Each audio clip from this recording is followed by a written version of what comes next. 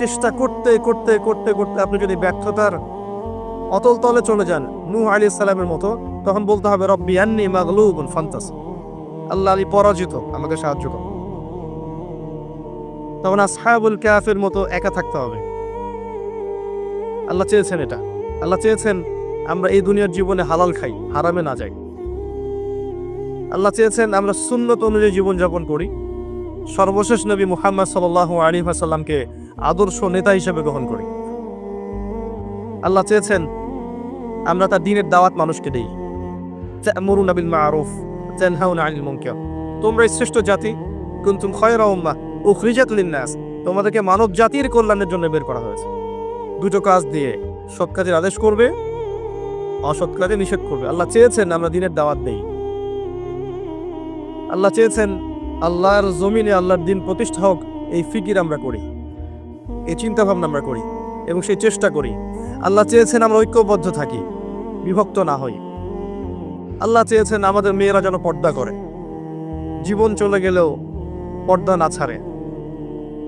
200টা কুকুর শেয়ালের সামনে দাঁড়িয়ে হলেও যেন পর্দা রক্ষার স্লোগান দেয়। আল্লাহ এটা চেয়েছেন।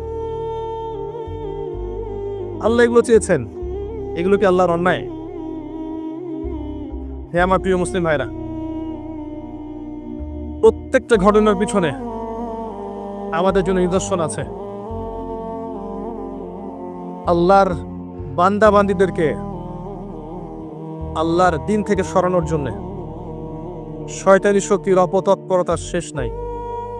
আপনাকে আমাকে প্রথমে যে কাজটা করতে হবে, তাদের প্রতিটা অপতৎপরতার শেকড় খুঁজে বের করতে হবে, চিহ্নিত করতে হবে, তারপরে আপনাকে সলিউশনে আসতে হবে। তারও আগে আমাদেরকে দুনিয়ার জীবনটাকে গুরুত্বের সাথে গ্রহণ করতে হবে। এই জীবন আমার একটা মাত্র উদ্দেশ্যে আল্লাহ পাক দিয়েছেন, যেন আমি জান্নাতে যেতে পারি। জান্নাতে যাওয়ার পথে যেই আমার বাধা হবে তাকেই আমাকে অ্যাভয়েড করতে হবে, সে যেই হোক না কেন। তারপরে আল্লাহ আমার কাছে যে কাজ চেয়েছেন, ফরজিয়াত, ওয়াজিব সমূহ, সুন্নাত, এগুলোকে আমাকে পাবন্দ করতে হবে। আমাকে ইলম অর্জন করতে হবে, আমাকে জানা অনুযায়ী আমল করতে হবে, আমার পরিবারটাকে গঠন করতে হবে নববীর আদর্শে। আবারও বলছি, গঠন করার ক্ষেত্রে গিয়ে যদি বলতে বলতে দাওয়াত প্রদান করতে করতে করতে করতে কাজ না হয়, আপনি আসহাবুল কাহফ হয়ে যান। এছাড়া কোনো অপশন নাই। নাহলে এই পারিবারিক ফিতনা আপনাকে দিন থেকে সরাই দিক। পারিবারিক ফিতনা আপনাকে দিন থেকে সরাই দিক। আপনাকে তারপরে হালাল রিজিক সার্চ করতে হবে। নিজের জান মাল সময় শ্রম দিয়ে দিনের ফিকির করতে হবে। দিনটা কিভাবে টিকে থাকে, দিন টিকে না থাকলে আমরা টিকে থাকতে পারবো না। এই পৃথিবীতে মুসলিম জাতি সম্মানিত হয়েছে শুধুমাত্র দিনের কারণে। এই দিন যদি আমরা আমাদের খেয়ানত করি, আমরাও আর সম্মানের জায়গায় থাকবো না, লাঞ্ছিত হয়ে যাব। আল্লাহ পাক হেফাজত করুন। আমাদের মা বোনদের প্রতি খাস নজর রাখতে হবে, তাদের দিকে আমাদের খাস নজর রাখতে হবে, তাদেরকে শিক্ষিত করতে হবে, তাদের নিরাপদ পরিবেশের ব্যবস্থা করতে হবে, তাদের মাঝে দিনের হালাকা বাড়াতে হবে। কোনো অপশক্তি যেন ওদেরকে আল্লাহর পথ থেকে সরিয়ে নিয়ে শয়তানের দাসত্ব করাতে না পারে, খেয়াল রাখতে হবে। তাদের আব্রু যেন রক্ষা করার প্রয়াস তারা পায়, এই সুযোগ আমাদেরকে করে দিতে হবে। আমাদের ছেলেমেয়েরা যারা বড় হচ্ছে, আপনার ছেলে আমার মেয়ে, আমার মেয়ে আপনার ছেলে, এদেরকে এমনভাবে মানুষ করতে হবে যেন আগামী 10-20 বছর পরের যে বিশ্বটা আসবে, ওই বিশ্বটাকে যেন ওরা চ্যালেঞ্জ করতে পারে।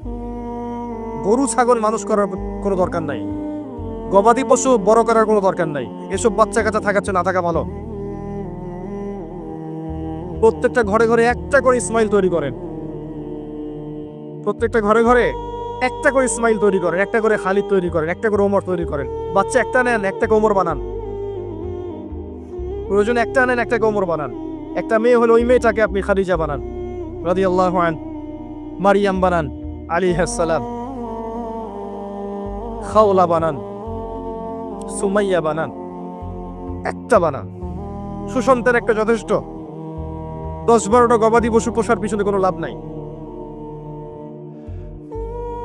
আপনি ফিউচার প্ল্যান করেন, আগামী 10-20-30 বছর পর কি করতে যাচ্ছেন, এই সময়টুকুতে আপনি কি চাচ্ছেন, আপনার জীবন নিয়ে আপনার পরিকল্পনা কি। স্পেশালি যুব সমাজকে বলবো, যে ইয়াং জেনারেশনকে বলবো, যে আপনাদের তারুণ্যটাকে আল্লাহর পথে কাজে লাগান। আরশের ছায়ায় যদি ছায়া পেতে চান, আপনাকে আপনার যৌবনটাকে আল্লাহর পথে ঢালতেই হবে। এই ঢালার মানে এই নয় যে আপনাকে এখনই একদম রণাঙ্গনে বের হয়ে যেতে হবে, বিষয়টা এমন নয়। বিষয়টা হচ্ছে আপনাকে শুরু থেকে কাজ করতে হবে, পড়াশোনা থেকে শুরু করতে হবে। পড়াশোনা, আমল, আকীদা, মানহাজ শক্ত করা, তারবিয়াত, প্রশিক্ষণ, আপনার কি বলবো, হালাল রিজিক, আবশ্যক পরিবার, জানা অনুযায়ী আমল, দিনের ফিকির করা, দিন নিয়ে কোনো প্রজেক্ট করা। আপনাকে আগাতে হবে দিন নিয়ে। পুরো যৌবনকালটাকে আপনার আল্লাহর পথে দিয়ে দেওয়া। এবং যৌবনের অনেকটা সময় আমরা অপচয় করে ফেলেছি অলরেডি, অনেকটা সময় চলে গেছে।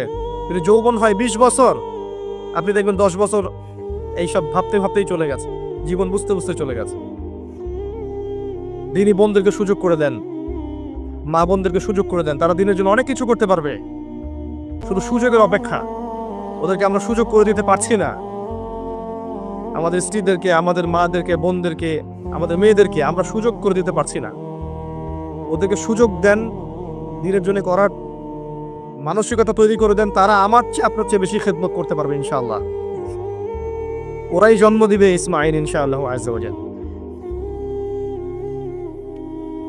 নারী জাতির চেয়ে বড় ফিতনা যেমন পুরুষদের জন্য রাখা হয়নি, ঠিক একইভাবে নারীরাই পারবে এমন প্রজন্ম উপহার দিতে, যে প্রজন্মের সন্তানরা আল্লাহর পথে ইনশাআল্লাহ মুজাহাদা করবে, আল্লাহর দিনকে বিজয় লাভ। সব মিলে এগুলো সার কথা। দীর্ঘ সময় ঘন্টার পর ঘন্টা গাল গল্প করে আসলে লাভ নেই। মূল কথাগুলো বুঝতে হবে। মূল কথা হচ্ছে এই যে আমরা মুসলিম জাতি আল্লাহর দাসত্ব করব, আল্লাহ ছাড়া কাউকে ভয় করব না। প্রথম কথা, আল্লাহর জমিনে আল্লাহর বিধান চলবে, আল্লাহর দিন চলবে, এবং এই দিনটা আমরা পালন করব, কারো উপরে ফোর্স করব না, জোর করে চাপিয়ে দিব না। কেউ যদি সৌন্দর্য দিকে আসতে চায়, মোস্ট ওয়েলকাম, আলহামদুলিল্লাহ। যদি নাও আসে, আমরা কারো গলায় তরোয়াল চালিয়ে দিনটা চাপিয়ে দিচ্ছি না। এটা আমাদের আদর্শ নয়। লা ইকরাহা ফিদ-দীন, এটা শয়তানের আদর্শ হতে পারে। যে পেটুয়া বাহিনী দিয়ে হিজাব খুলিয়ে ফেলবে, এটা শয়তানের কাজ হতে পারে, আমাদের কাজ এটা নয়। আমরা আল্লাহর বান্দা, আল্লাহ থেকে এসেছি, আল্লাহ ফিরে যাব। আল্লাহ একটা সময় দিয়েছেন দুনিয়ার জীবন, এই জীবনে আল্লাহ পাক যুগে যুগে নবী রাসূল পাঠিয়েছেন। আমরা সর্বশেষ নবীকে পেয়েছি, মুহাম্মদ রাসূলুল্লাহ সাল্লাল্লাহু আলাইহি ওয়াসাল্লাম, এবং কিয়ামত পর্যন্ত তার রেখে যাওয়া কোরআন এবং সুন্নাহর বাইরে কিছু থাকবে না। এর বাইরে হকের কোনো মানদণ্ড নাই। এখন এটাকে আঁকড়ে ধরে আল্লাহর দিনটা নিজে পালন করা, নিজের পরিবারের মধ্যে সাধ্যমতো চেষ্টা করা, প্রতিষ্ঠা করার। যদি না হয়, বারবার বলছে, একা থাকবেন। পরবর্তী প্রজন্মকে মানুষ করা, এগুলোকে আঁকড়ে ধরে একটু হালাল খাওয়া, দুনিয়ার বিষয়গুলোকে কমিয়ে এনে দিনের প্রচার প্রসার প্রতিষ্ঠা দিয়ে আত্মনিয়োগ করা, এবং উম্মার সমস্যাগুলোকে ফাইন্ড আউট করা, সলিউশনের চেষ্টা করা, যার যার জায়গা থেকে চেষ্টা করা। আল্লাহ পাক কোরআনে বলেছেন, ইন তানসুরুল্লাহ ইয়ানসুরকুম, তিনি তখনই তোমাদেরকে সাহায্য করবেন যখন তোমরা আল্লাহর দিনকে সাহায্য করবে। এমনি এমনি সাহায্য আসবে না। ইন্নাল্লাহা লা ইউগাইয়িরু মা বিকওমিন হাত্তা ইউগাইয়িরু মা বিআনফুসিহিম। আল্লাহ পাক কোনো কওমের অবস্থা ততক্ষণ পরিবর্তন করেন না যতক্ষণ না ওই কওম তার অবস্থা পরিবর্তন চেষ্টা করে। আর আমরা মুসলিমরা উগ্র নই, আমরা সন্ত্রাসী নই। আমরা সন্ত্রাসী নই। আমাদের চেয়ে নম্র, ভদ্র, বিনয়ী মানুষ পৃথিবীতে পাওয়া যাবে না। হ্যাঁ, যুগে যুগে যখনই মাজলুম হয়েছে মুসলিমরা, তখন অস্ত্র ধরেছে। আর মাজলুম অবস্থায় অস্ত্র ধরার অধিকার মুসলিমদের ছিল, এটা অন্য বিষয়। কিন্তু মিডিয়ার এই কারসাজির মধ্য দিয়ে এই শয়তানের দোসর যারা আছে, এদের সারা বৈশ্বিক এই প্রোপাগান্ডার কারণে ইসলামকে জঙ্গিবাদের ধর্ম, সন্ত্রাসীদের ধর্ম বলার কোনো কারণ নাই। ইসলাম সাম্য আর মানবতার ধর্ম। এখানে সমস্ত বিষয়ের সমাধান আপনি পাবেন ইনশাআল্লাহ আযজা ওয়া জাল্লা। আল্লাহ থেকে এসেছি, আল্লাহ ফিরে যাব। মাঝখানের সময়টুকুতে আমাদেরকে আল্লাহর দাসত্ব করতে হবে। দাসত্ব করার মানদণ্ড কোরআন এবং সুন্নাহ, এবং রোল মডেল ওই যে মুহাম্মদ সাল্লাল্লাহু আলাইহি ওয়াসাল্লাম। ফলো করেন, নিজে পালন করেন, পরিবার এস্টাবলিশ করার চেষ্টা করেন। আপনি আপনার সাধ্যমতো সমাজে দাওয়াতি কাজ করেন। উগ্র হবেন না এবং শৈথিল্যতাবাদীও হবেন না, দুটোই হওয়া যাবে না। একদম গা ছাড়া দিয়ে শৈথিল্যতাবাদী হয়ে যাবেন এমনটাও হবেন না, উগ্রতাও হবেন, মধ্যমপন্থী থাকেন। দিনের বেসিক বিষয়গুলো পালন করেন, অন্যকে পালন করতে উদ্বুদ্ধ করেন। নিজের জান মাল ইজ্জত সময় শ্রম যা আছে এটাকে দিয়ে আল্লাহর পথে একটু চেষ্টা করেন। বিশেষ করে আমাদের যুব সমাজ, আমাদের মা বোনরা এবং আমাদের পরবর্তী প্রজন্ম যারা আসছে, এই 3টা জেনারেশনের দিকে বেশি ফোকাস করেন। তাদেরকে আল্লাহর পথে ফিরিয়ে আনার চেষ্টা করেন, সঠিক দিন বোঝানোর চেষ্টা করেন এবং আমাদের ওলামায়ে কেরামের জন্য বেশি বেশি দোয়া করেন। কিন্তু ওলামায়ে কেরামের মধ্যে আল্লাহ পাক পরিপূর্ণ দিনটাকে দান করেন এবং তাদেরকে দীর্ঘনেক হায়াত দারাজ করেন, বাঁচিয়ে রাখেন, সমাজের খেদমত করার তৌফিক দান করেন। এবং যাবতীয় দৃশ্য অদৃশ্যের বিপদ আপদ থেকে, ফিতনা ফাসাদ থেকে আল্লাহ পাক যেন আমাকে এবং ওলামায়ে কেরাম সবাইকে হেফাজত করেন, যাতে করে তারা দীর্ঘ সময় পর্যন্ত মানুষকে দিনের সঠিক কথাগুলো বলতে পারে। এবং আল্লাহ পাক যেন তাদের মধ্যে ঐক্য আগে দান করেন। যখন তারা ঐক্যবদ্ধ হবে, দেখবেন ইনশাল্লাহ জনগণ অটোমেটিকলি ঐক্যবদ্ধ হচ্ছে। এবং আগামী যে সময়গুলো আসছে আরো ফিতনাময়, আরো ফাসাদময়, এগুলোতে আরো চ্যালেঞ্জিং হবে জিনিসগুলো। ঈমান ধরে রাখা, নামাজ পড়া, তাওহীদে থাকা, সুন্নতে থাকা, পর্দা ধরে রাখা আরো বেশি কষ্টকর হবে। একটা এক্সাম্পল দিয়ে শেষ করছে। অবস্থা এমন এবং অবস্থা হতে পারে এমন, আপনাদের সাগরের পাড়ে চোরাবালি আছে, মনে করেন একটা দেহ চোরাবালিতে পড়ে গেছে। এখন প্রথমে তার চাকনু পর্যন্ত ডুবে গেছে। এখন সে নড়াচড়া করছে এখান থেকে বের হওয়ার জন্য। আশপাশে অনেক মানুষ, এই মানুষগুলো বলছে নড়াচড়া করো না, যদি নড়াচড়া করো তাহলে আরো ডুবে যাবে। কথা বুঝতে পারছেন? সে নড়াচড়া করা বন্ধ করে দিল এবং আশপাশের মানুষ তার হাত ধরে তাকে টেনে তুললো না, বরং আশপাশের মানুষ তাকিয়ে তাকিয়ে একটা তামাশা দেখলো এবং তাকে বললো নড়াচড়া করো না। সে নড়াচড়া করলো না। কিছুক্ষণ পরে আস্তে আস্তে আস্তে আস্তে তার হাঁটু পর্যন্ত ডুবে গেল। অটোমেটিকলি নড়াচড়া না করলেও তো ডুবে না, ডুবে গেল হাঁটু পর্যন্ত। এবার সে ছটফট করছে, আরো বেশি বের হতে হবে আমাকে। আশপাশে সব মানুষ বলছে নড়াচড়া করো না, ডোন্ট মুভ, নড়াচড়া করো না, নড়াচড়া করলেই আরো ডুবে যাবে। আশপাশে সব মানুষ তাকে টেনে তোলার চেষ্টা করলো না। এরপরে তার কোমর ডুবলো, এরপরে তার বুকটা ডুবলো, এরপর তার গলা পর্যন্ত ডুবলো। এখন তার মাথাটুকু বাকি আছে। এই মাথাটুকু আপ্রাণ চেষ্টা করছে কিভাবে এখান থেকে বের হওয়া যায়, যান বাঁচানো যায় কিভাবে। এখনো আশপাশে সব মানুষ দাঁড়িয়ে বলছে নড়াচড়া করো না, নড়াচড়া করলে যতটুকু বেঁচে আছো এতটুকু থাকতে পারবে না। এই অবস্থায় যদি সে আরেকটু কাল বিলম্ব করে, আজ হোক আর কাল হোক, তার ওই মাথাটুকু ডুবে যাবে ইনশাআল্লাহ। এই হচ্ছে বর্তমান পরিস্থিতিতে মুসলিমদের অবস্থা। কে ওই দেহটাকে টেনে বের করবে? কাদের এই হিম্মত আছে? কারা সেই মানুষ যারা এই প্রায় ডুবে যাওয়া দেহটাকে টেনে তুলবে এই বিশ্বের মধ্যে? এর চেয়ে ভালো কোনো এক্সাম্পল আমার কাছে জানা নাই। এই যে এক্সাম্পলটা দিয়েছি আমি আপনাদের সাগর পাড়ে গিয়ে শিখেছি। আমার কাছে নিজেকে মনে হচ্ছিল এমন যে আমার অবস্থা হয়তো এমন। একটাই আওয়াজ, নড়াচড়া করো না। নড়াচড়া করলে যতটুকু বাকি আছে এইটুকু ডুবে যাবে। এইটুক আজ না হোক কাল ডুবেই যাবে। যদি শুরুর থেকে নড়াচড়া করতো এবং শুরুর থেকে সবাই যদি তাকে হেল্প করতো এবং তাকে টেনে তোলার চেষ্টা করতো, আজকে ওই উম্মার অবস্থা এমন হতো না। এই করতে করতে করতে করতে আজকে আমাদের এই অবস্থা হয়েছে। আবার আপনারা ফিকির করেন কিভাবে ওই প্রায় ডুবে যাওয়া শরীরটাকে বের করবেন। আমার কোনো ক্ষমতা নাই। যতটুকু ছোট্ট ভাঙ্গাচুর ইলম কালাম আছে এর মধ্যেও আমি 100% কখনো দিতে পারি না। আমি হয়তো 30%, 40% দিতে পারি, বাকি 60-70% দিতে পারি না। আমি এতটুকু শেয়ার করছি, বাকি ফিকির আপনারা করবেন কিভাবে আল্লাহর জমিনে, আল্লাহর দিনের, আল্লাহর এই উম্মা মুহাম্মদ সাল্লাল্লাহু আলাইহি ওয়াসাল্লাম উম্মাকে বাঁচাবেন, তাদের উপকার করবেন, কল্যাণ করবেন। ভবিষ্যতে কি হবে এই উম্মার, কিভাবে হাল ধরবেন, এগুলো আপনারা চিন্তা করতে থাকেন। উম্মার প্রত্যেকটা ব্যক্তির দায়িত্ব আছে এই উম্মাকে বিজয়ী করার জন্য। আর আপনি চিন্তা করেন, আয়নার সামনে দাঁড়ান, আয়নার সামনে দাঁড়াই চিন্তা করেন না যে সারাটা জীবনে 30-32 বছর বয়স হয়ে গেল, 40-50 হয়ে গেল, এই উম্মা আপনার কাছ থেকে কি পেয়েছে এখন পর্যন্ত? এই উম্মা আপনার কাছে কি পেয়েছে? কয়টা বই পেয়েছে, কয়টা লেকচার পেয়েছে, কয়টা অ্যাসোসিয়েশন পেয়েছে, কয়টা ইকোনমিক প্রজেক্ট পেয়েছে, কয়টা জামা, কয়টা ইমারা, কয়টা দাওয়া, কয়টা মসজিদ, কয়টা মাদ্রাসা, কি পেয়েছে উম্মাহ আপনার কাছে? আমি আপনার কলবে আঘাত করতেই আসছি। আমার কথায় আপনি আঘাত পাবেন আমি জানি। এই আঘাতটা আপনাকে আল্লাহর পথে নিয়ে আসবে ইনশাআল্লাহ। এই আঘাতটা ইনশাআল্লাহ আমাদের এই তরুণ ভাইদেরকে আল্লাহর পথে নিয়ে আসবে ইনশাআল্লাহ। সাহসী মানুষদের মতো বলেন ইনশাআল্লাহ। এই আওয়াজগুলা ইনশাআল্লাহ আমাদেরকে আল্লাহর পথে নিয়ে আসবে ইনশাআল্লাহ। প্রত্যেক ঘরে ঘরে একজন করে হাফেজ তৈরি করেন, প্রত্যেক ঘরে ঘরে একজন দিনদার মেয়েকে বিয়ে করেন, প্রত্যেক ঘরে ঘরে যে বাচ্চাগুলো হবে এই বাচ্চাগুলোকে ইসলামী শিক্ষায় শিক্ষিত করেন, প্রত্যেক ঘরে ঘরে অন্তত একটা করে আলেম তৈরি করেন।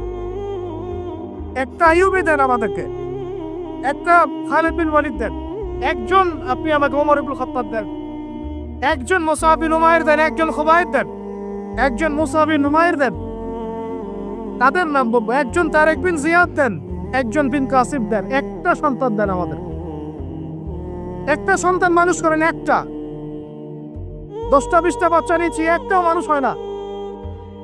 আলেম পরিবারের সন্তান মুদিখানার দোকানে ব্যবসা করে কেন খাবেন আপনি? আপনার এই উম্মতের উপর দায়িত্ব আছে।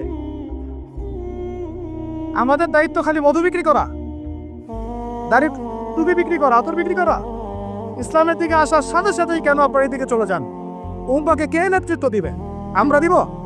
আমাদের কোনো ক্ষমতা আছে? আমাদের কোনো জ্ঞান আছে? আমাদের কোনো সেই যোগ্যতা আছে? আমাদের দিকে আঙ্গুল তুলতে পারবেন আপনি? কারণ আল্লাহর কসম, আল্লাহর জমিনে সবচেয়ে গুনাহগার বান্দা আমরাই। যদি আমরা সত্যিকারের নেতৃত্ব প্রদান করার যোগ্যতা অর্জন করতে পারতাম, এতদিনে আমাদের হাতে দিন বিজয় হয়ে যেত। নাই সেটা আমার মধ্যে, নাই সেটা হয়তো আমাদের মধ্যে পারছি না আমরা। আপনাকে দায়িত্ব নিতে হবে। একজন ভাই গার্মেন্টস ব্যবসায়ী, তিনি এত বড় একটা আয়োজন করতে পারেন, তার দায়িত্ব পালন করতে পারেন। আপনারও তো অর্থ সম্পদ আছে, একটা ইসলামিক ইউনিভার্সিটি করেন, একটা বড় একটা মার্কাজুল কোরআন, মার্কাজুল ইলম গড়ে তোলেন, উলামায়ে কেরামদের একটা জামাআত গড়ে তোলেন। কিছু পারেন না, অথেন্টিক বইগুলোকে প্রচার করার ব্যবস্থা করেন, কিছু কিছু অথেন্টিক মিডিয়া প্রডিউস করেন। তোমরা জেনারেল লাইনে পড়াশোনা করে কয়জন বিজ্ঞানী হচ্ছ? একটা সফটওয়্যার আবিষ্কার করতে পারছি না আমরা ইসলামিক। হাতে গোনা যায় অ্যাপস, 3-4টা অ্যাপস ইসলামিক। প্রযুক্তি আমাদের নিজস্ব হাতে তৈরি করা না, আমাদের স্বতন্ত্র মিডিয়া নাই। এই মিডিয়াগুলোতে কিছু হয় না, এগুলো বরং কোনো কোনো ক্ষেত্রে ফিতনাও ছড়ায় বেশি।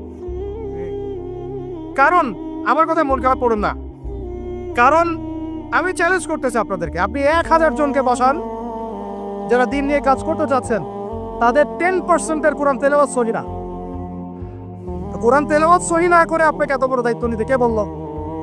আপনি তো বুঝবেন না যে কোনটার সাথে কোনটা দিতে হবে, কি বলা দরকার, কি প্রচার করা দরকার, কি করা যাবে না। বাংলাদেশে আলেমে আলেমে দ্বন্দ্ব লাগানোর জন্য অনেক সময় মিডিয়া দায়ী হয়ে গেছে। কেন এরকম সামনে দিতে গেলেন? অমুককে ধুয়ে দিল, তমুক। সে যদি না ধুয়েও দেয় তবু তো আমার মনে হচ্ছে লোকটাকে ভালো মনে করতাম, লোকটাকে আলেম মনে করতাম। এরকম কথা বললে আমার সম্পর্কে আমার মনের মধ্যে একটা খারাপ ধারণা সৃষ্টি হচ্ছে। কেন আপনি সামনে দিতে গেলেন? ওর যখন চোখে পড়বে সে আবার কাউন্টার দিবে, কারণ আমরা তো মন থেকে পবিত্র না, মনের মধ্যে হিংসা দিয়ে ভর্তি। আমি ঘুরেছি, প্রত্যেক মহলেই ঘুরেছে, আমরা এখন পর্যন্ত নফসের তাজকিয়া অর্জন করতে পারি না। মনে আমাদের যে পরিমাণ হিংসা বিদ্বেষ, এই হিংসা বিদ্বেষ নিয়ে কবরে গেলে আল্লাহ পাকের একটা আযাবও মারিতে পারবে। হ্যাঁ, আল্লাহ মাফ করুক আমাদেরকে। হিংসা নিয়ে যদি মানুষ পরকালে যায়, নেক আমলগুলা আগুনের মতো খেয়ে ফেলবে। নবী সাল্লাল্লাহু আলাইহি ওয়াসাল্লাম বলেছেন। আমরা এটাকে ফরজ করে নিয়েছি নিজেদের মধ্যে। ভাই, আপনারও তো যোগ্যতা আছে, আপনারও তো কিছু করার আছে। একটা অ্যাপস আবিষ্কার করেন, একটা বই লিখেন, একটা মাদ্রাসা করেন, একটা মসজিদ করেন, একটা ইসলামিক ইউনিভার্সিটি করে তোলেন, স্বতন্ত্র ইসলামিক মিডিয়া করে তোলেন। সবচেয়ে বড় কথা, কাজ যেগুলো হয় সেগুলো বিক্ষিপ্ত হয়ে যায়। এগুলো কোনো একটা সূত্রে গাঁথা না। এখানে একটা মাহফিল, ওখানে একটা, ওখানে একটা, ওখানে একটা, এখানে একটা মাদ্রাসা, ওখানে একটা, ওখানে একটা, এখানে একটা। 4 জন 4 ভাবে চিন্তা করেন, 4 জন 4 ভাবে চলেন। এখানে একটা সংগঠন ইসলামিক, ওখানে একটা, এখানে আর একটা, ওখানে একটা। একটা ওয়ান উম্মাহ জামা নাই বাংলাদেশ। তো আপনারা বলেন না আমাকে, এই উম্মাকে কিভাবে আমরা বিজয় নিয়ে যাব? আমাকে আপনারা বলেন, ছোটখাটো প্রশ্ন করা বাদ দিয়ে আপনারা আমাকে উত্তর দেন, কিভাবে আপনি এই দুনিয়াতে আল্লাহ পাকের দ্বীন ইসলাম কায়েম করবেন? পথ পদ্ধতি কি আপনার কাছে? কি পথ পদ্ধতি, কিভাবে শুরু করবেন? তারপরে কি, তারপর কি, তারপর কি, তারপর কি, গন্তব্য কোথায়? আর আমি বলি আপনাদেরকে গন্তব্য কোথায়? আমাদের গন্তব্য বলেন।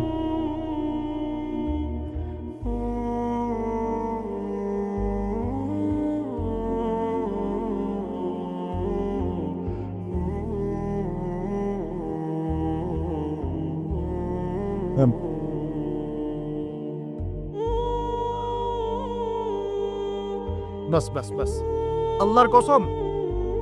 আল্লাহর কসম করে বলতেছে, আল্লাহ রব্বুল আলামিনের কোনো পরোয়া নাই যদি বাংলাদেশে দিন কায়েম না হয়, যদি পাকিস্তানে না হয়, মালয়েশিয়াতে না হয়, এইখানে না হয়, ওইখানে না হয়, আল্লাহর কোনো পরোয়া নেই, কিছু যায় আসে না। কারণ আখিরুজ্জামান স্টাডি করলে আপনি পাবেন যে অবশ্যই অবশ্যই নবী ঈসা ইবনে মারইয়াম এই পৃথিবীতে আবার আসছেন ইনশাআল্লাহ, এবং তিনি আসার আগেই মুসলিমদের মধ্যে একজন ত্রাণকর্তা আসবেন। তার নাম মুহাম্মদ। তার নাম কে? মুহাম্মদ। বাবার নামও আব্দুল্লাহ, মায়ের নামও আমিনা। মিল থাকবে বংশের। উঁচু নাক, চওড়া কপাল, নবী সাল্লাল্লাহু আলাইহি ওয়াসাল্লামের চেহারার সাথে সাদৃশ্য থাকবে। মুসলমানদেরকে নেতৃত্ব দিবেন ইনশাআল্লাহ তাআলা। আমি বলছিলাম আল্লাহ পাকে কোনো পরোয়া নাই, কারণ এই হাদিসগুলো স্টাডি করলে আপনি দেখবেন যে মুসলমানদের হাতে আসতে যাচ্ছে ইনশাআল্লাহ। ওইখানে ঈসা আলাইহিস সালাম 40 বছর ইসলামী খেলাফত কায়েম করবেন ইনশাআল্লাহ। খেলাফত নাই, ইসলামের প্রতিষ্ঠার কথা আপনি ভুলে যান। খেলাফত ছাড়া ইসলামী প্রতিষ্ঠার কথা ভুলে যান। ঈসা আলাইহিস সালাম এসে ইরানের সাথে কোনো সন্ধি করবেন না। ইউনাইটেড নেশনসে গিয়ে বলবেন না যে আমাকে একটা স্বাধীন রাষ্ট্র প্রতিষ্ঠার অনুমোদন দেন, তিনি এই কথা বলবেন না। তিনি বলবেন না যে আমাকে ডলার দেন, IMF এ গিয়ে বলবেন না আমাকে ঋণ দেন, বরং তিনি এই পুরো বৈশ্বিক কুফরি তাগুতি শক্তির গোড়ায় যে আঘাত করবেন ইনশাআল্লাহ। যতদিন পর্যন্ত এই পুরো বিশ্বে খ্রিস্টানদের যে অ্যালায়েন্স জায়নিস্ট মুভমেন্ট এর হচ্ছে, ততদিন পর্যন্ত মুসলমানরা স্বাধীন হতে পারে নাই। আমরা এখন পর্যন্ত স্বাধীন হতে পারি নাই, এটাই সত্য কথা। কখন স্বাধীন হবেন আপনি? কখন এই উম্মাহ স্বাধীন হবে? যখন আপনার আমার কথা উঠবে বসবে, তখন যখন আপনার আমার কথায় এই বসবে, তখন যখন আপনার আমার কথায় এই পুরো কুফরি তাগুতি শক্তির উঠবে বসবে, তখন বুঝবেন উম্মাহ স্বাধীন হয়েছে। স্বাধীনতা শুনছেন? বেলাল ইবনে রাবাহ স্বাধীন যখন তাকে পিটানো হচ্ছে, শেকল দিয়ে বেঁধে শেষে টানা হচ্ছে, বেলাল ইবনে রাবাহ সেদিন স্বাধীন ছিলেন, কারণ তিনি আল্লাহ ছাড়া কারো দাসত্ব করেন না। আবু জাহেলের নির্মম নির্যাতন, উমাইয়া বিন খালাফের নির্মম নির্যাতন বেলাল ইবনে রাবাহকে পরাধীন করতে পারে নাই। বেলাল স্বাধীন আঘাতের মধ্যে। সুমাইয়া স্বাধীন। সুমাইয়ার নাম শুনেছেন? আমাদের বোনদাতার নামই জান। ওরা জানে কি প্রোডাক্ট আসলো বাজারে, কোন পার্লারে গেলে কি পাওয়া যায়, কোথায় গেলে কি হয়, কোন মার্কেটে গেলে কি পাবো। মার্কেট ভর্তি মহিলা দিয়ে, ভর্তি মহিলা দিয়ে, গার্মেন্টসও তো ভর্তি মহিলা দিয়ে। পদটা কতটুকু মেনটেন হয় সেটাও ভাবতে হবে।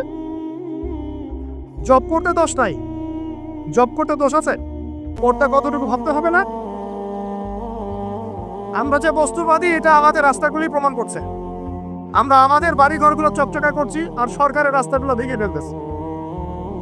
এখন ওই রাস্তাগুলো তৈরি করে দেওয়ার দায়িত্ব আমাদের।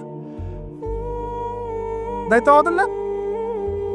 অবশ্যই আমাদের, কেন আমরা তো খেয়ানত করলাম, সরকারি মাল দরিয়ামে ডাল, এরকম চিন্তা করলাম। ওদিকে যেতে চাচ্ছি না। বোনরা শোনেন, ভাইরাও শোনেন, সুমাইয়া স্বাধীন। কখন স্বাধীন? যখন আবু জেহেল তাকে বলছে যে তুই এই জন্যই ইসলাম কবুল করেছিস যে মুহাম্মাদের সৌন্দর্য দেখে তুই তার প্রেমে পড়েছিস। নাউজুবিল্লাহ সাল্লাল্লাহু আলাইহি ওয়াসাল্লাম কি বলেছে? বলেন, তুই মুহাম্মাদের সৌন্দর্য দেখেই মনে হয় তার প্রেমে পড়েছিস। নাউজুবিল্লাহ, আস্তাগফিরুল্লাহ। সুমাইয়া রাদিয়াল্লাহু আনহা তখন বাধা, হাত পা বাধা, হাত পা বের করার কোনো অপশন নাই, বাধা আছে। এক জটলা থুতু মুখে একত্রিত করে আবু জাহেলের মুখের উপর থু করে থুতু দিয়ে দিচ্ছে। আর আপনারা তো জানেন যে একটা থুতুতে অনেক কিছু হয়, হয় না? একটা থুতুতে অনেক কিছু হয়। এক থুতুতে ইমানদার মুনাফিক আলাদা হয়ে যায়।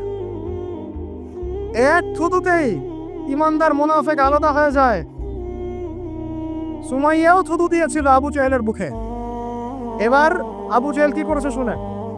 আবু জাহেল, তার কাছে একটা বর্ষা ছিল, বর্ষা চেনা যায়, বর্ষা সামনে অংশ চোখা, এটা দিয়ে সুমাইয়া রাদিয়াল্লাহু আনহার লজ্জাস্থানে আঘাত করে তাকে শহীদ করে দিয়েছে। ব্যথা অনুভব করলেন না? আমি জানি করেন নাই, কারণ সুমাইয়া আপনার কেউ না। সুমাইয়া আপনার কেউ না। সুমাইয়া আমার বোন না, সুমাইয়া আমার স্ত্রী না, সুমাইয়া আমার মা না, সুমাইয়া আমার খালা ফুফু চাচি মেয়ে কেউ না। এই কারণে আমাদের আঘাত লাগে নাই। যদি আমাদের এই দেহটা যে অবশ, আমাদের উম্মার যে দেহটা যে অবশ, এটা তো বোঝা যায় চলমান বিশ্ব রাজনীতি দেখলেই। বিশ্বের যে কোনো জায়গায় মুসলিমরা আঘাত পাচ্ছে, মার খাচ্ছে, নির্যাতিত হচ্ছে, দোয়াও তো মুখ দিয়ে বেরো হয় না। তাদের স্মরণে একদিন কেউ রোজা রেখে একটু দোয়াও করে না, নামাজে একটু দোয়াও করে না, দুইটা কথাও বলে না, কোনো মানববন্ধন নাই, কোনো প্রতিবাদ নাই, কিছুই নাই। মানে পুরো দেহটাই প্যারালাইজড, শেষ, অবশ অনুভূতি। আর প্রত্যেকটা বর্ডার এক একটা অনেকের প্রান্তর, যেখানে অনুভূতিগুলো ব্যবচ্ছেদ করা হয়েছে, ফিলিংসগুলোকে ব্যবচ্ছেদ করে ফেলে দেওয়া হয়েছে, ফিলিংস নাই। সুমাইয়ার কথা শুনে আমাদের লাগলো না, কারণ সুমাইয়া আমার মেয়ে না, আমার মেয়ে আয়েশা তো আর না, আমার মেয়ে মারিয়াম তো আর না, আমার ছেলে ওমর উসমান তো আর না। সুমাইয়া তখন স্বাধীন, যখন তাকে বর্ষায় শহীদ করা হলো, সে স্বাধীন, জান্নাতে চলে গেল। জুনাইবিজ একজন সাহাবী ছিলেন, ছোটখাটো মানুষ, ইসলাম কবুল করে আসছেন খায়বার যুদ্ধের দিন। নবী সাল্লাল্লাহু আলাইহি ওয়াসাল্লাম তার হাতে তাকে তলোয়ার দিয়েছেন এবং তাকে যুদ্ধে মানে অগ্রগামী যে সৈনিকরা থাকে প্রথম কাতারের দিকে, সেখানে থাকার মানে চান্স দিয়েছেন। তাকে মানুষ বিয়ে করতে চাইতো না, কারণ তার চেহারা সুরক্ষা খুব একটা ভালো লাগে না, বংশ নিচু, মানুষের একটা থাকে না প্রেস্টিজ ইস্যু।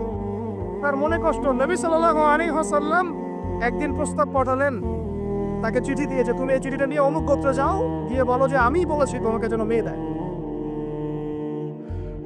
তখন তারপরেও মেয়ে দিতে চাচ্ছে না, কিন্তু সেই মেয়ে শুনেছে যে আল্লাহর নবী সুপারিশ করেছে, আমার যৌবনের উপর ধিক্কার যদি আমি এই সুপারিশ না রাখি। তিনি বললেন জুলাইবিস যেমনই হোক চেহারা, আমি তাকে বিয়ে করতে রাজি আছি। তিনি বিয়ে করলেন, সংসার হলো, শুরু হলো। এই সাহাবী খায়বার যুদ্ধে শহীদ হলেন। নবী সাল্লাল্লাহু আলাইহি ওয়াসাল্লাম তার চারপাশে দেখলেন, তার চারপাশে 12 জন ইহুদির লাশ পড়ে আছে। কয়জন? একাই 12 জনকে হত্যা করেছে এই সাহাবী। আল্লাহর নবী তাকে নিজের হাতে কোলে নিয়েছেন, কোলে মানে তার দেহটা এরকম ছিল আর খুব লম্বা চওড়া না, নিজের হাতে কোলে নেওয়ার মতো নিয়ে নিজ হাতে তিনি তাকে দাফন করলেন। আর বললেন যে আমার এই সাহাবীর জন্য হুরে নেইনরা তাদের দরজা খুলে দিয়েছেন। তিনি তখন স্বাধীন। ওমর ইবনে খাত্তাব তখন স্বাধীন। কখন স্বাধীন? ওমর রাদিয়াল্লাহু আনহু যে কোরআন খুলে সূরা তাহা পড়ছেন, তাহা পড়তে পড়তে তার ভিতরে ফিলিংস চলে আসলো যে না, এটা আল্লাহর পক্ষ থেকে আসছে। তিনি বলছেন খুসুনি ইলা রাসূলিল্লাহি ওয়া আসহাবি, আমাকে আল্লাহ রাসূলের কাছে নিয়ে চলো, তার সাহাবীদের কাছে নিয়ে চলো। তাকে নিয়ে যাওয়া হলো। ভিতরে হামজা ছিলেন রাদিয়াল্লাহু আনহু, তাকে টেনে নিয়ে আসলেন ভিতরে। বলছেন তোর রোল নিয়ে আসছো কি জন্য? আলা তামতাহি হাত্তা ইয়াজআল আল্লাহু বিকা কারিয়া, ততক্ষণ পর্যন্ত কি তুমি ক্ষান্ত হবে না যতক্ষণ আল্লাহর গজব না আসছে তোমার উপরে? ওমর ইবনে খাত্তাব বলছেন ইয়া রাসূলুল্লাহ, হে আল্লাহর রাসূল, জিতুকা উমিনু বিল্লাহি ওয়া রাসূলিহি, আমি আপনার কাছে এসেছি আল্লাহ এবং আপনার প্রতি ঈমানদার হয়ে এসেছি। ওয়া বিমা জিতা বিহি মিন ইনদিল্লাহ, এবং আপনি আল্লাহর পক্ষ থেকে জানিয়ে এসেছেন এই কোরআনের প্রতি ঈমানদার হয়েই আমি আপনার কাছে এসেছি। আশহাদু আল্লা ইলাহা ইল্লাল্লাহ ওয়া আশহাদু আন্না মুহাম্মাদান আবদুহু ওয়া রাসূলুহু, কালিমা পড়লেন, মুসলিম হলেন, স্বাধীন হলেন। আগে পরাধীন ছিলেন। বুঝতে পারছেন না কথা? এরপরে তিনি সবার দরজায় গিয়ে নক করলেন। আবু জাহেলের বাসায় নক করে বলছেন হাল আলিমতা আন্নী কদ আসলামত, তুমি কি জানলা যে আমি ইসলাম কবুল করেছি? আবু জাহেল, তুমি কি জানলা, শুনলা যে আমি ইসলাম কবুল করেছি? আরেকজনের বাসায় যান, উমাইয়া বিন খালাফ, হাল আলিমতা আন্নী কদ আসলাম, তুমি কি জানলা আমি ইসলাম কবুল করেছি? ওয়াত্তাবাতু মুহাম্মদ সাল্লাল্লাহু আলাইহি ওয়াসাল্লাম, আমি আল্লাহর রাসূলের ইত্তেবা করেছি। এরপর কুরাইশদের এই কাবার সামনে গিয়ে বলেন, ইয়া মা'শারাল কুরাইশ, হে কুরাইশ তোমরা শোনো, ইয়ালামু আন্নী কদ আসলামত, তোমরা জেনে রাখো যে আমি ইসলাম কবুল করেছি। ওয়া শাহিদতু আল্লা ইলাহা ইল্লাল্লাহ ওয়া আন্না মুহাম্মাদান আবদুহু ওয়া রাসূলুহু। এবার কুরাইশরা গিয়ে তার উপর আক্রমণ শুরু করলো।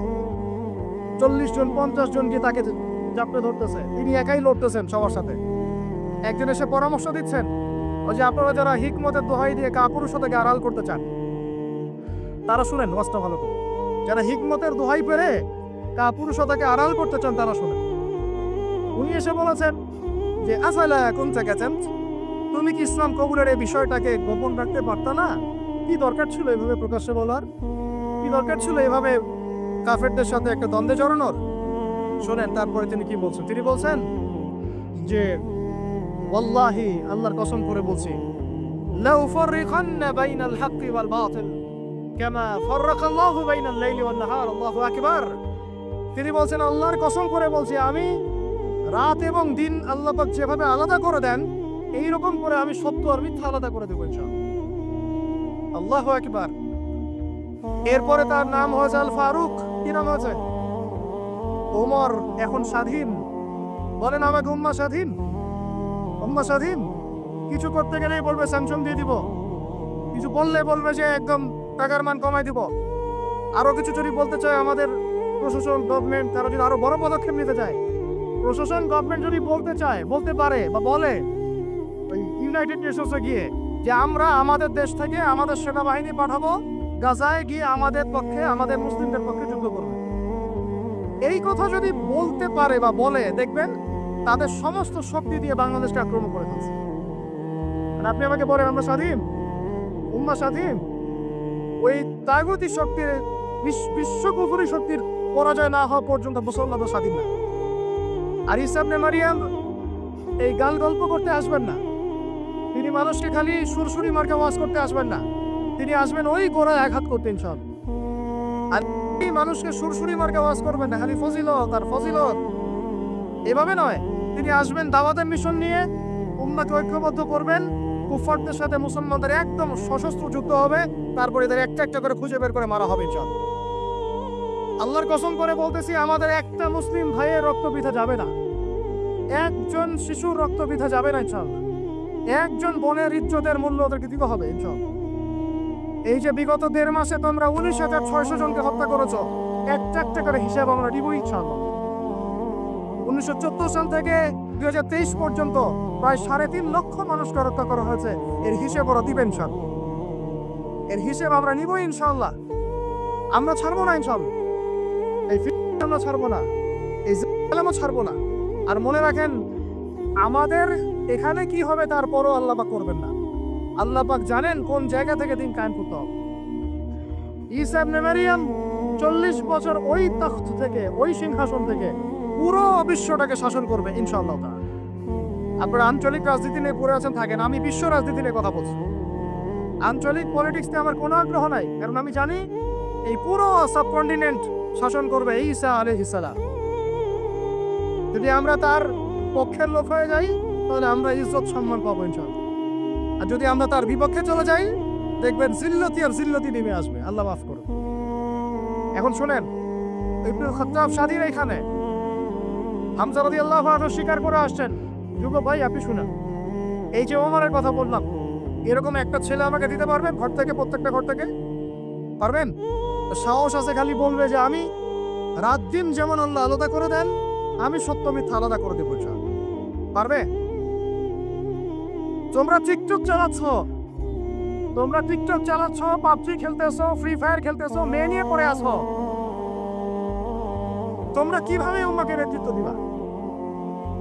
নামাজ পড়তেছো না, সাপ্তাহিক সম তো রাখো না, মনে হয় আল্লাহ ভালো জানেন। দান সদকা কতটুকু করো আল্লাহ ভালো জানেন। কোরআন তেলাওয়াত করতে শিখতেছো না, কোনো আলেমের সহবতে যাও না। ইউটিউব, অনলাইন, ফেসবুক, ব্যাস that's all. YouTube, online, Facebook হচ্ছে একটা ফিতনার জগৎ। আপনি বলতে পারেন যে আমার লেকচারও তো যায়, অনেক বড় বড় আলেমদের লেকচারও যায়, সব মেনে নিয়েই বলছি এটা ফিতনার জন্য। সব মেনে নিলাম, আপনার কথা মেনে নিয়েই বলতেছি ফিতনার জন্য। কারণ এর কন্ট্রোলও কুফর শক্তির হাতে, এর কন্ট্রোলও তাগুতি শক্তির হাতে।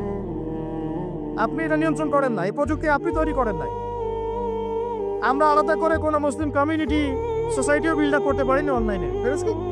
আমাদের কোনো স্বতন্ত্র সামাজিক যোগাযোগ মাধ্যম আছে বলেন? ওমর ইবনে খাত্তাবের মতো একজন স্বাধীন মানুষ দেন। হামজা রাদিয়াল্লাহু আনহু স্বাধীন কখন? আবু জাহেল আল্লাহর নবীকে একটা আঘাত করেছে, বলেন নাউজুবিল্লাহ সাল্লাল্লাহু আলাইহি ওয়াসাল্লাম। আপনারা তো জানেন তার পিঠের মধ্যে উঠে নাড়ি ভেড়ি দেওয়া হয়েছে, চাপানো হয়েছে।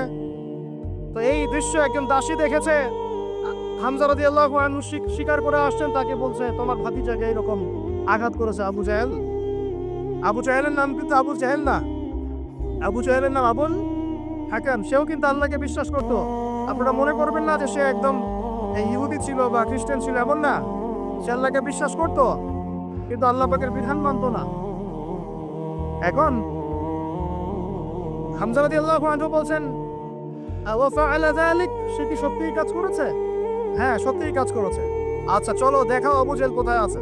তিনি ঘোড়া ছুটাই গেলেন কাবা ঘরের সামনে, গিয়ে বললেন যে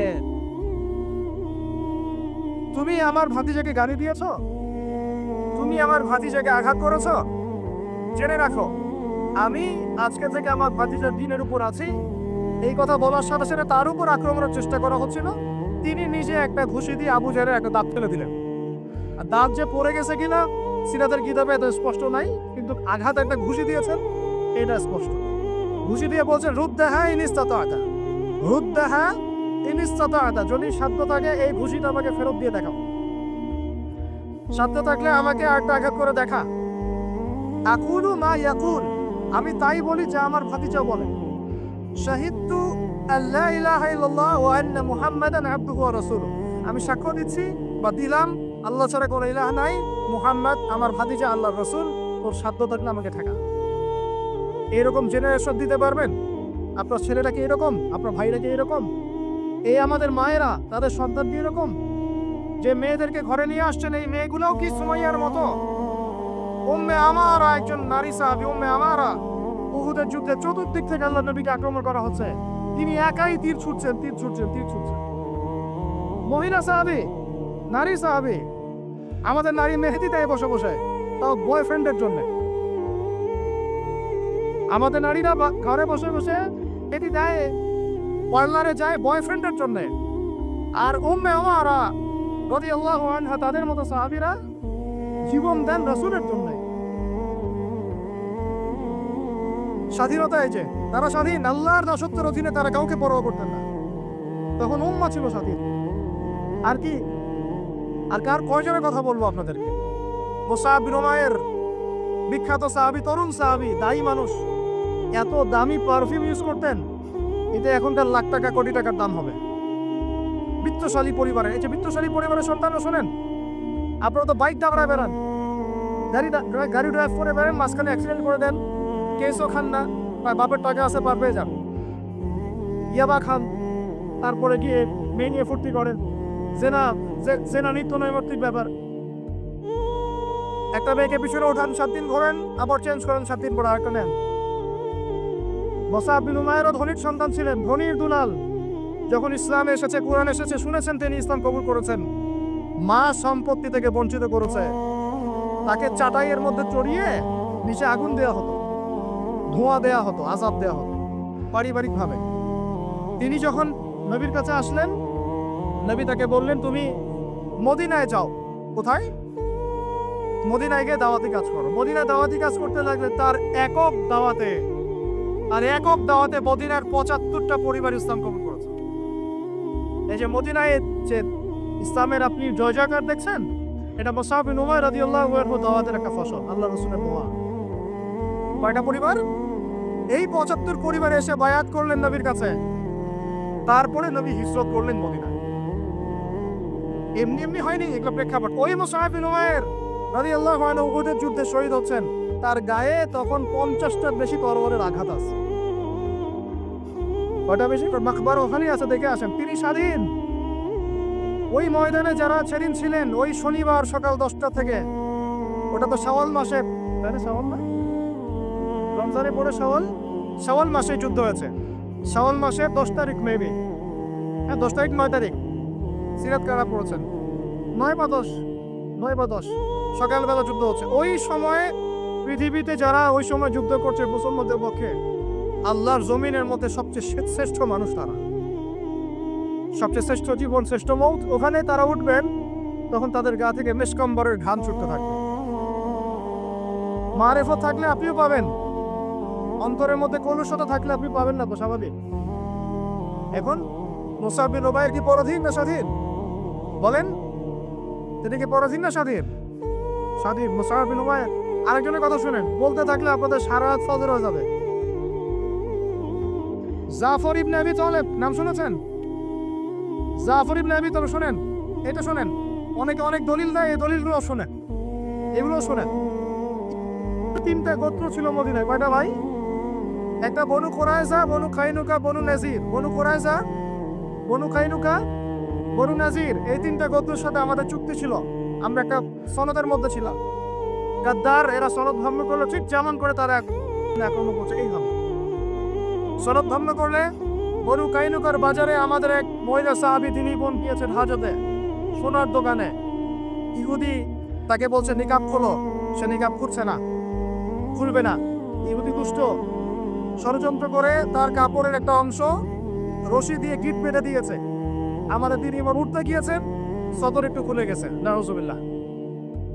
চিৎকার করে উঠেছেন। পাশে ছিলেন এক আমাদের আনসারী সাহাবী, আওয়াজ শুনেছেন। সেই আওয়াজ শুনে এক মুহূর্ত দেরি করে নাই, মদিনায় ফিরে এসে নবীর কাছে পারমিশনও চান নাই। বুঝেন, দলিল বুঝেন। তিনি এক মুহূর্ত দেরিও করেন নাই, মদিনায় ফিরে গিয়ে নবীর কাছে পারমিশনও নেন নাই। তার কাছে একটা খোলা তরোয়াল ছিল, বের করেছেন, গর্দানে একটা কোপ দিয়ে গর্দান নামাই দিয়েছেন। সাহসীদের মতো বলেন আল্লাহু আকবার। বাস বাস বাস বাস বাস, আমি তবেই খারাপ ফেলবো। বাস বাস ভাই, বসেন বসেন বসেন বসেন, আমি টপিক হারাই ফেলবো। আমি দলিল দিচ্ছি আপনাকে, এই সাহাবী নবীকে গিয়ে জিজ্ঞাসা করেন না, করেছেন? পরামর্শ নিয়েছেন? তার সামনে তার বোনকে এইভাবে কিস করা হয়েছে, এক মুহূর্ত দেরি করেন নাই, গর্দান নামাই দিয়েছে। এবার মিলে ওই সাহাবীর উপর আক্রমণ করে ওই সাহাবীকে শহীদ করে দিয়েছে। নাই, শেষ, ওনাকে মেরে ফেলেছে। তারপর এই কেসটা নবীর দরবারে আসলো। নবীর দরবারে আসার পরে নবী সাল্লাল্লাহু আলাইহি ওয়াসাল্লাম সাহাবীর ব্যাপারে কোনো সমালোচনা তো করলেনই না। সাহাবী, তুমি ভুল করেছো, আমাকে জিজ্ঞেস করে করো নাই, আমার পরামর্শ করে নাও নাই, এগুলো তো বললেনই না। বরং তার অন্যান্য সাহাবীদেরকে বললেন, সবাই যুদ্ধের বর্ম করে বের হও, বনু কাইনুকাকে আক্রমণ করতে হবে। এখন আপনি দেখছেন 3 মাসে 19,600 জন, 3 মাসে, সরি 3 মাস কিসের, 1.5 মাসে 19,600 জন। আর এখানে একজন মুসলিম ভাই, একজন মুসলিম বোনের ইজ্জতের বিনিময়ে নবী সাল্লাল্লাহু আলাইহি ওয়াসাল্লাম পুরা বনু কাইনুকাকে একদম সমূলে উৎপাটিত করে মদিনা থেকে বিতাড়িত করে। ওই উম্মার সাথে এই উম্মার কোনো সম্পর্ক আছে? ওই আরবের সাথে এই আরবদের কোনো সম্পর্ক আছে? ওই স্বাধীনতার সাথে এখনকার এই পরাধীনতার কোনো সম্পর্ক আছে? এরপরে আপনারা ফ্যান্টাসি নিয়ে পড়ে আছেন।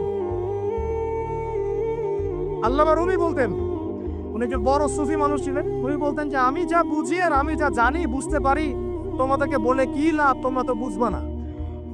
কে বলতেন? বড় বড় যারা আল্লাহর ওলি, তাদের কথাটা একটু এই টাইপের হয়, মনে হয় একটু অস্বাভাবিক, কিন্তু এর ভিতরে অনেক গভীরতা থাকে। আমি নিজেও এই কথা বলতেছি, আমরা যা বুঝি, যা বুঝতেছি, যা দেখতেছি, তা আপনাদেরকে বলে বোঝাতে পারবো না, বলেই বা কি লাভ, আপনি হয়তো বুঝবেনও না। এই একটা ঘটনা ধরেই পেলেন। আরেকটা শোনেন, আরেকটা কওম হলো বনু নাজির। রাসূলকে দাওয়াত দিয়েছে, দাওয়াত দিয়ে বলছে যে আমরা ইসলাম কবুল করবো, আসেন নেগোশিয়েট করি। নবীজি বসেছেন,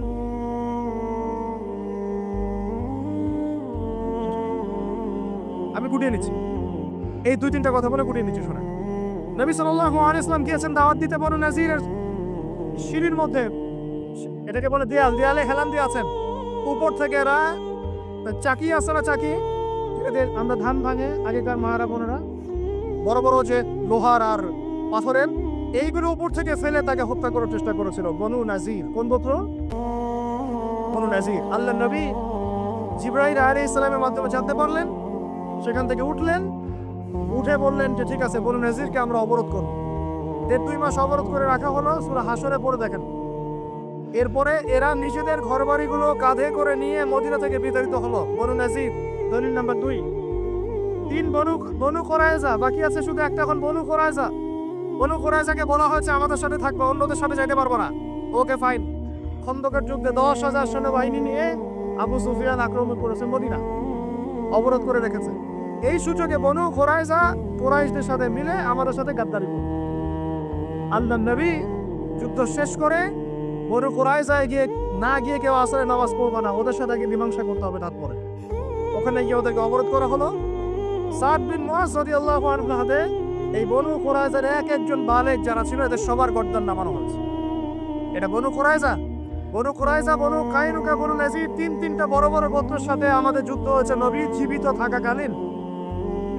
কি কি শুনিয়ে দেখেছেন। আর এখন আপনি দেখছেন বিগত 100 বছর 1914 থেকে 2023 পর্যন্ত মার তারা দিতেই আছে, মুসলমান খাইতেই আছে। 4বার বড় বড় যুদ্ধ হয়েছে। যুদ্ধ এই 4টাতে মুসলমানদের মোটামুটি পরাজয়। এখন মোটামুটি 78 থেকে 80% জায়গা ওদের। এখন কি নতুন করে এই জিহাদটা ওখানে ফরজ হয়েছে না আগে থেকে ছিল? ওদেরকে বের করে দেওয়ার পর, 3টা গোত্রকে বের করে দেওয়ার পর খায়বারে তারা কিছু বাকি ছিল। আলী রাদিয়াল্লাহু আনহু হাতে পতাকা দিয়ে বললেন খায়বারে যাও, আক্রমণ করো, এই নাইম দুর্গ তুমি জয় করবে ইনশাআল্লাহ। খায়বারের মারহাব ছিল একজন বীর, একাই 10 জনের সাথে লড়তে পারে। আলী ইবনে আবি তালেবের তরোয়ারের আঘাতে ওর মাথার উপর থেকে তরোয়াল গিয়ে এইভাবে বসে গেছে মাটিতে, মানে দেহটা এইভাবে দ্বিখণ্ডিত হয়ে গেছে। ওদেরকে তারপরে বের করে দেওয়া হয়েছে। তারপর নবী সাল্লাল্লাহু আলাইহি ওয়াসাল্লাম বলেছেন তার ইন্তেকালের কয়েকদিন আগে, যে আমার ইন্তেকালের পর তোমরা বাকি যে অবশিষ্ট যারা আছে এদের সবাইকে জাজিরাতুল আরব থেকে বের করে দিবে। কে বলেছেন এটা বলেন? এখন তারপর ওমর রাদিয়াল্লাহু আনহু ওটা জয় করেন, আমাদের আন্ডারে থাকে।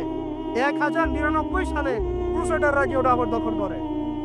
তার মোটামুটি ভাবে 80 থেকে 90 বছরের মধ্যেই 1176 নাকি 87, 1176 দিকে আইয়ুবী রাহিমাহুল্লাহ গিয়ে সেটা আবার জয় করেন। তারপরে আবার ওখানে লড়াই হয়েছে।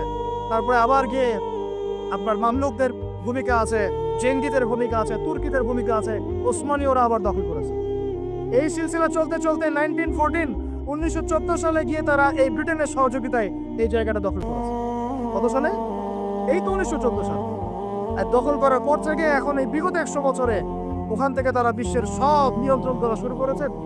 জায়গা দখল থেকে শুরু করে মুসলিম ভাইদেরকে দমন, আমাদের বোনদেরকে ধর্ষণ, শিশুদেরকে হত্যা, জমি উপড়ে ফেলা, কি না করেছে।